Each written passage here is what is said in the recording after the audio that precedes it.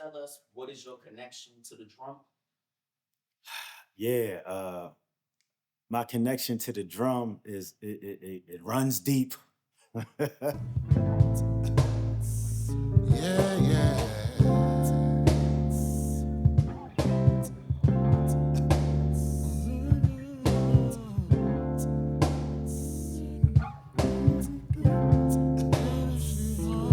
All at me, all at me.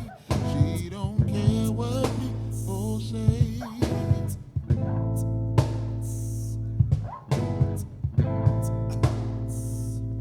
All at me, all at me. She gon' do it anyway.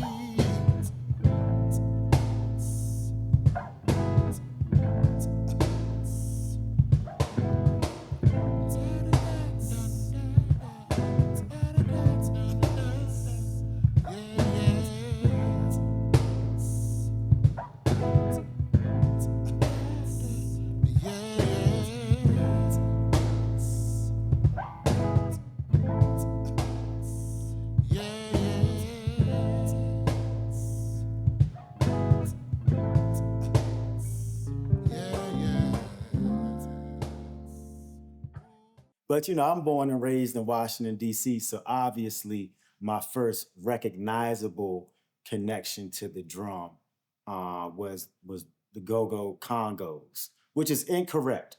It's actually congas and bongos, but the combination of bongos and congas in D.C., those that set up of four, it's officially called congos. Take one.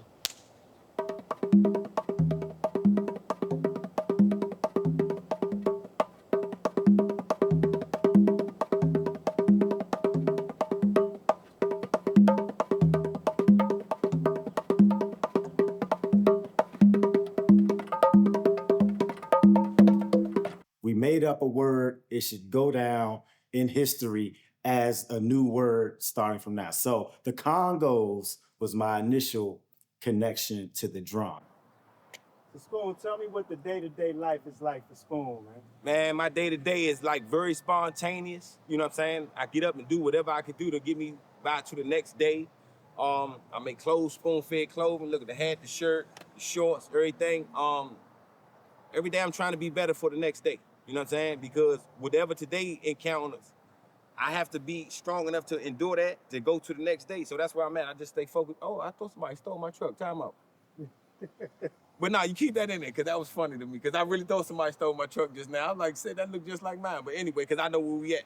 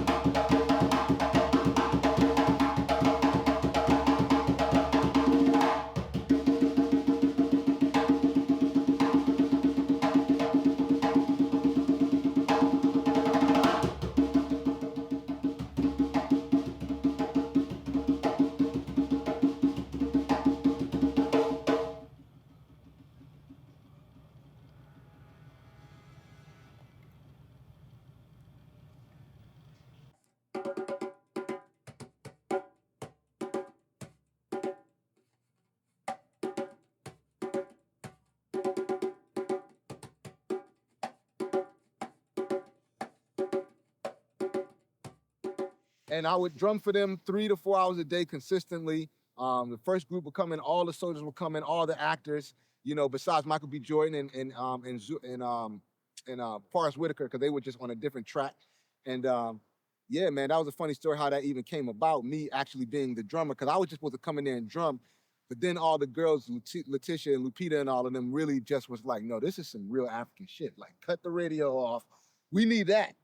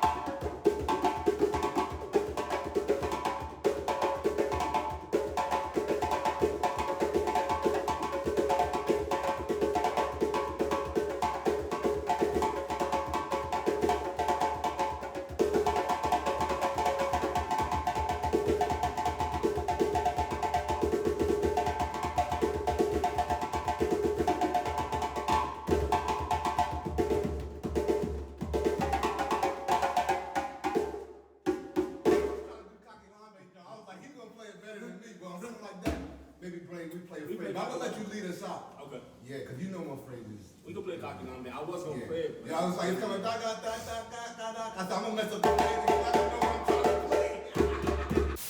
I knew I wanted to be a drummer rather early in life. A lot of my family are musicians, dancers, and teachers, and most of my family is focused in the arts. We have a focus in the arts, whether it be dancing, singing, arts and craft, teaching, spoken word. My family is really big in the arts, all up and down the East Coast, forever, and big into education.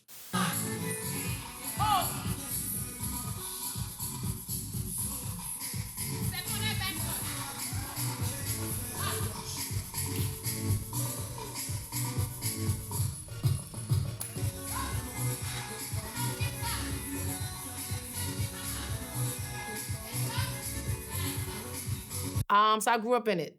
My mother raised us in it during the 1970s, sharing my age and my siblings' age. But during that the Black Power movement, the African Liberation Movement, this was something very concrete that she raised us in so that we can be the culture. I like to, boast that I'm not Kenji. My birth certificate says not Kenji. I didn't change my name, like I was born that way. But since the age of 2, for me, she had me in West African dance class. We lived in New Jersey at the time, and so we would go up to New York faithfully, my mother with 5 children, drive us up to New York to study under Mama Maribas Wiles, Baba Olukoshe Wiles, rest his soul. And we would study West African dance. My brothers didn't like it. I loved it from the beginning, but we've been literally doing it I've been doing it from the time I could walk. I remember performing on a professional stage as early as 4 or 5. I was that little girl that would run out and do a solo. And she just raised us in it to the point where we started teaching. I started teaching as early as 12 years old under Baba Jimo Kuyate. God rest his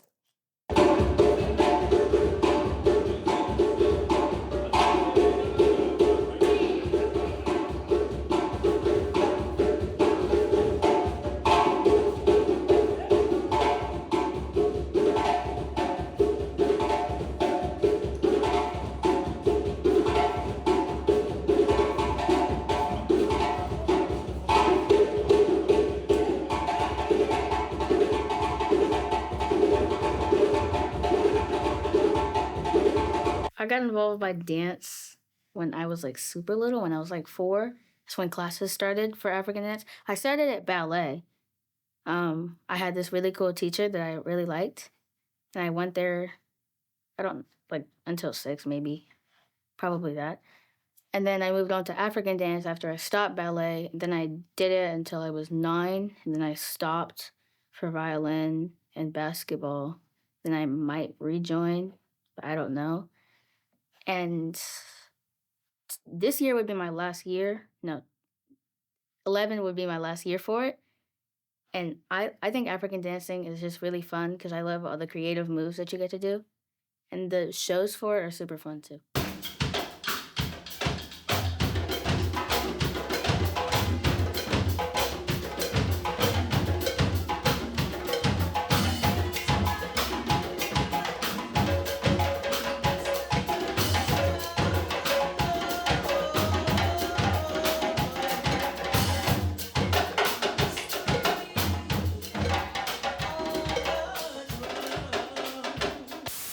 My love for drumming started when go-go was hot. Cause I already, for one, a little backstory, I grew up in a Rastafarian tradition. My mother was Rastafarian, so the drum was always there.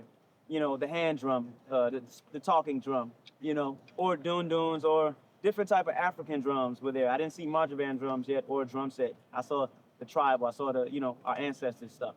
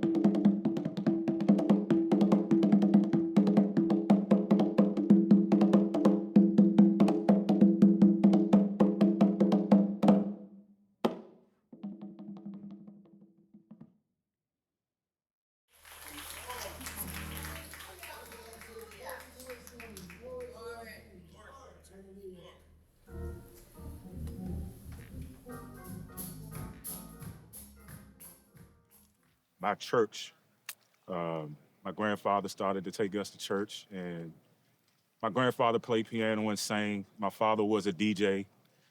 He played vinyl records all day, and my grandfather listened to the Moon Man on WL all day. So I just had all this music right in here. And at my church one day, we had a drummer who went on the road, went to travel, and took on a couple, you know, big things. I literally started sitting in his seat. So I was never taught how to play. I just had the music in here. And, you know, of course, gospel music is a direct, you know, spin-off of what we know as R&B and soul. So I just knew it already, and I just started applying my hands to it.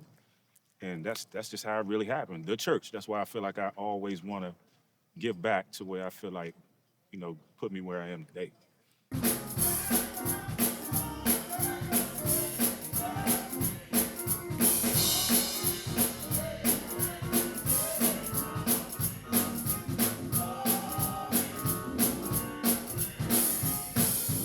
Well, since I was a young child, first of all, my dad, he's a musician. My dad is also an artist, a painter. He plays bass guitar and also the piano. So I have that trait from my father. But my personal connection when I was young, I would play on, you know, different cooking ware. Before I even had a djembe, I used to strap up the apple juice container. Right? My mom put a string over it. My dad, somebody put a string over it, and I would just study the VHS tapes. Shouts out to my main man, Marcus Agnew, who taught me how to play on Tupperware cups. You know, the 4 Jones, the sugar, the flour, the wheat, and all that. He had that. He used to make the little moose call on the junk. So I was like, I always wanted to learn how to do that.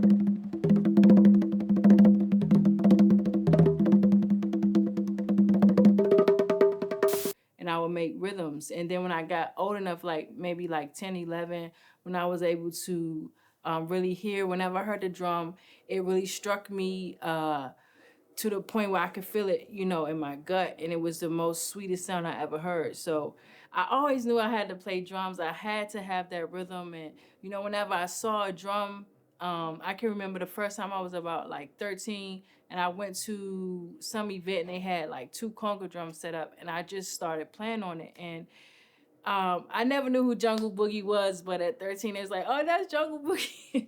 You played Jungle Boogie, you know. But he was a famous conga player from DC. But, you know, it just was in me. And my whole family is from DC, so the whole DC sound was, you know, already embedded in me. That's what I was used to growing up. So I know the go-go beat, you know, naturally. So that's my connection to the drum.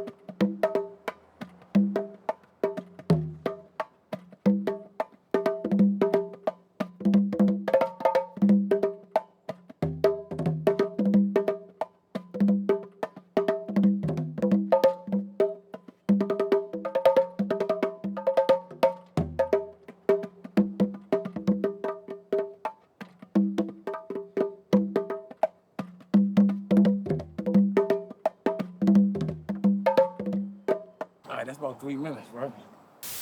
It's just that drum, just the sound of that congo always drove my spirit. And I always wanted to learn how to play. So I used to hear it from down the block. I would walk up the block and listen to it. And I just used to watch the people. And I used to watch how much of an impact just the congos had just on the people. It was the drums and the singers. They was doing a ooh, ooh, ooh. But when they said let that beat ride, it was a totally different vibe.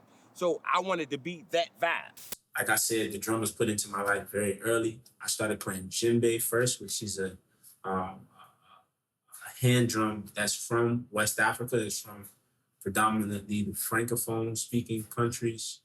Can't really say that no more. Mali, they just did what they had to do. So it's from different countries in West Africa like Guinea, Burkina Faso, the land of the upright man, Ivory Coast, Cote d'Ivoire, Sierra Leone, Senegal, Mali. That's where djembe is from. A lot of people think djembe is from Ghana. It's not from Ghana, but they have djembes there. But that's where djembe is played, and that's where djembe is from, the countries that I just named.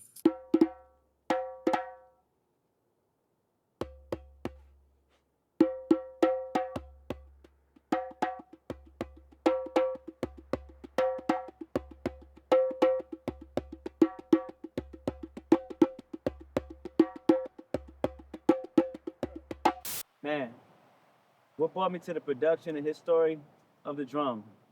Because that's my story. But no, for real though, my man Jay, man, he reached out and he told me just the gist of it, summary, read the script and everything. I'm like, yo, this is my life. How could I not be with this? Like literally, how could I not be with it? I just told you part of my story, which was still aligned with drums, right? So I'm like, hey man, you already got me locked in, bro.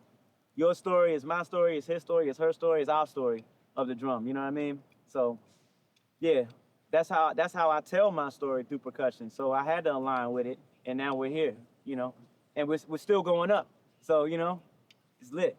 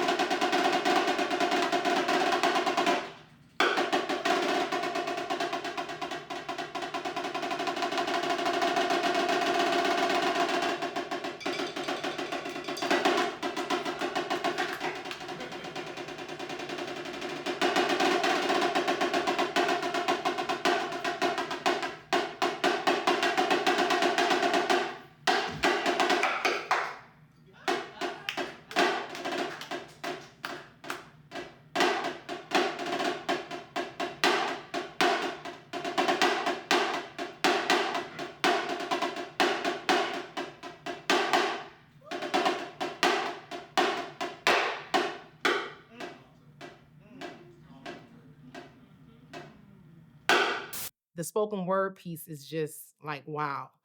And then the idea of it to tell the history of the drum, given starting from the source of the drum and given all of its babies and all of its, in the diaspora, how it exists was amazing to me.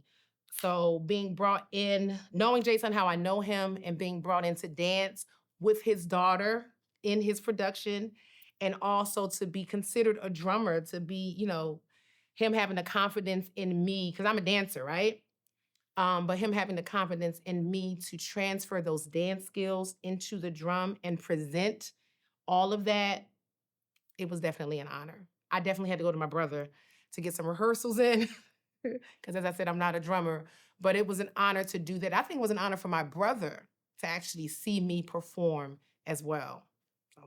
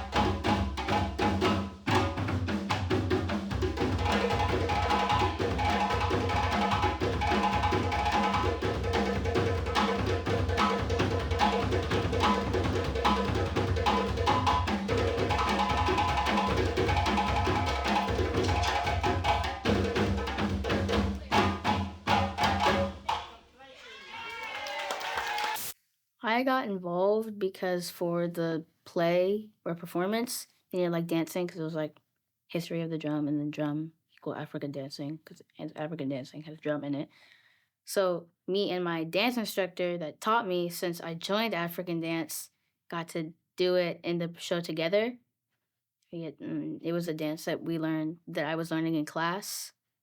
So like, because since I needed dancers and I dance, that's how I got in.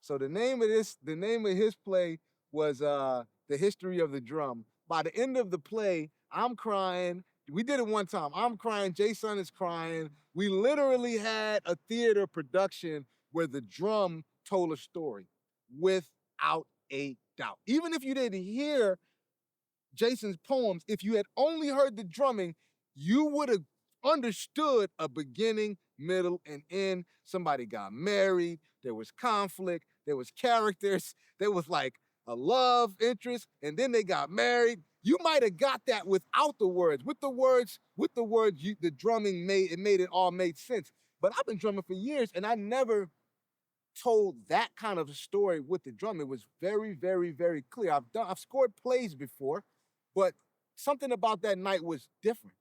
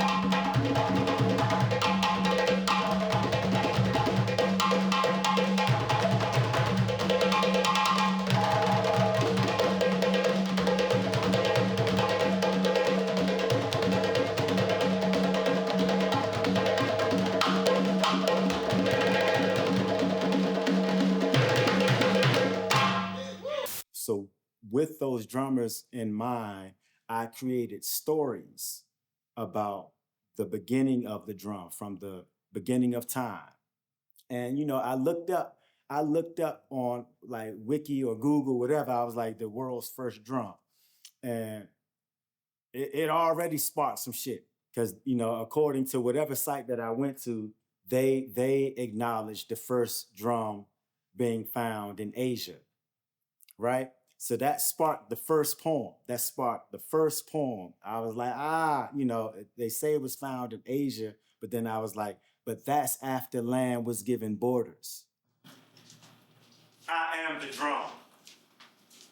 I am the one, history's first instrument, who was supposedly found in Asia, but that's after land was given borders and men given orders.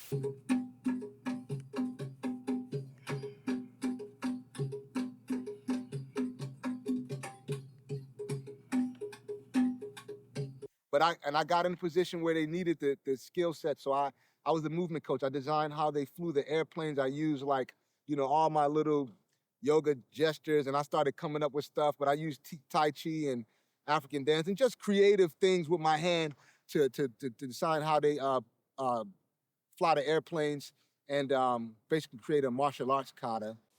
Initially, I didn't want to do it because it was difficult. Drum set is very difficult, and I was like, I'm left-handed. That was my excuse. I'm left-handed. My teacher simply put, he's like, we don't change drum set, drum kits around here. We don't switch them around. And at first, I looked at it like, it's kind of prejudice, like, that's messed up. But I think that he took the opportunity to basically mold a young student into something that maybe I didn't even know that I could become. Because when you work on something that's a quote unquote weakness, you work on it from the beginning of your craft. So I had to deal with my right hand in my face not being able to play the jazz ride cymbal pattern. I had to deal with that. I had to sit there and my teacher like, well, you can't hit the cymbal in one spot. Like, you put a circle on the cymbal, just play in one spot. So I would say 14, 15 is when I got serious about playing the drum set.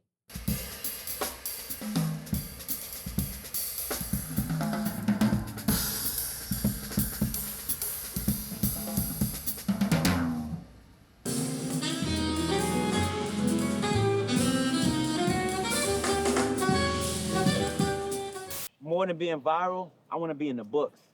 That's my main thing. I want to be in the books. I want to be carved in the stone. I want my story told in stone for generations and generations to see this. So yeah, this story is my story, and I'm gonna keep it going. I love it. Shouts out to Go-Go, Mickey, Wink, Saws, Smoke, Jason, he played, Love, Peony, all my guys, man. Congo J, all my guys, man. My man Mark Hill Farms, all my guys, man. Man, we got a whole thing in the city called CPU, Congo Players United, right? Where we come together at least probably once or twice a year, and then you just get to see all your brothers, all your greats, and all that. They just do a little something for us, man. And I love it. I love being in. I think I'm on anniversary 6. I'm on that one. Yeah. It was me and Petey playing against each other. And, Petey was shouts out to Petey, too. That was one of my heroes playing the Congos for Junkyard. And he came from where, though? Physical Wonder or something first, right? Something like that, yeah. But Petey used to be cranking back in the day, man. And now, just to be able to share stages with them, I done had, like Congo consultants with Go-Go Mickey, who is the GOAT, the GOAT. Nigga, the bad, he is that. Ain't no hands down, ain't nobody close to it or nothing. He in a whole separate, league of himself. And, just for him to even, give a stamp Spoon could play, that was an honor to me, man. And I'm gonna keep it going. I try to show all the youngest that want to learn. I show it. It's a tradition in the city, man. Your hands don't get like this for nothing. The drum set almost became a game to me. It became fun to the point where I put the PS3 down. At 15, I put the No, at 14, I put the game system down. I promise you, I kid you not. You ask my mom, I just cut it off one day. Like unplugged the whole thing. I had a PS3. That's as far as I had got. You know, I just unplugged it one day. Like that's it. Like I don't need this anymore because I'm dedicated to being able to express myself with this medium of the drums. And I was infatuated with my limbs doing different things at one time. Like, yo, this is like, it's crazy to be able to play one thing, do this thing, do this thing, do this thing. It makes you feel like you're in different places all at the same time.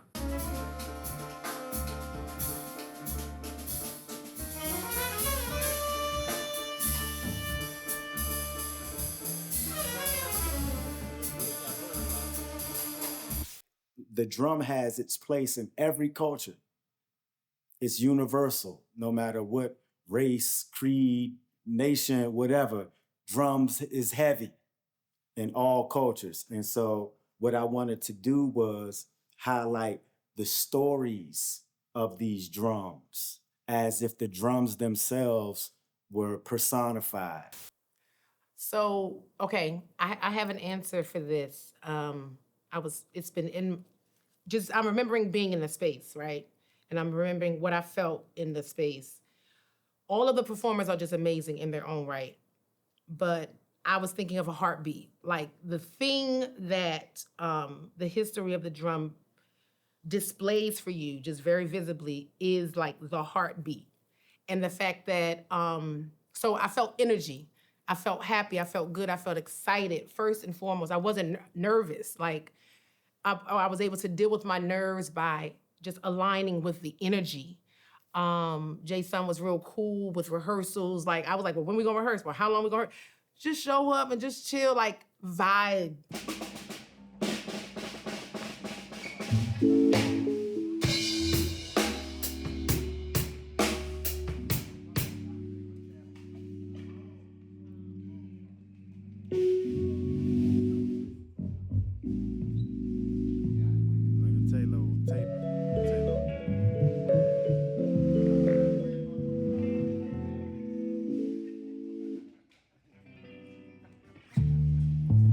When I first heard about it, I was like, I'm with it. Like, of course, I'm with it. Like anything to elevate what we do as percussionists, as drummers, and also what being a drummer means to my city, what being a drummer means to Washington, D.C.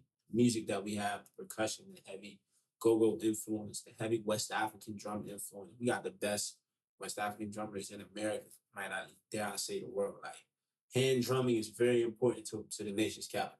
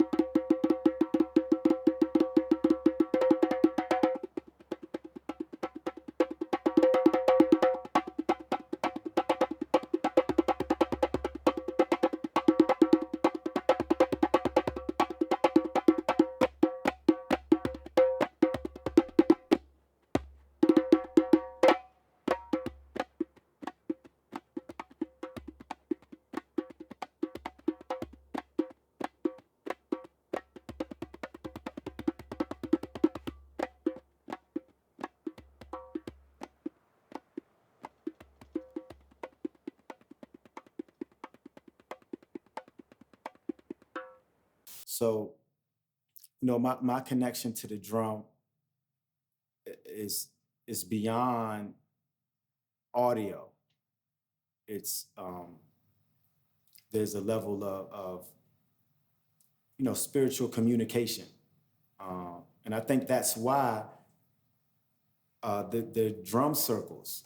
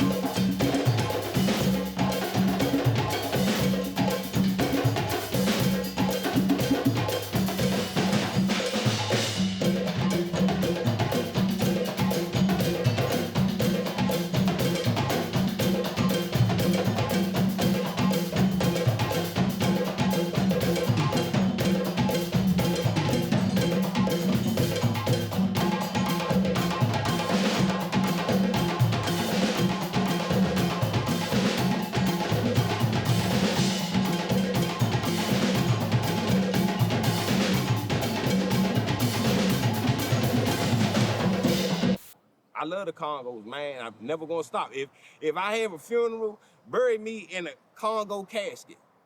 That's what I want, a Congo casket. Real talk.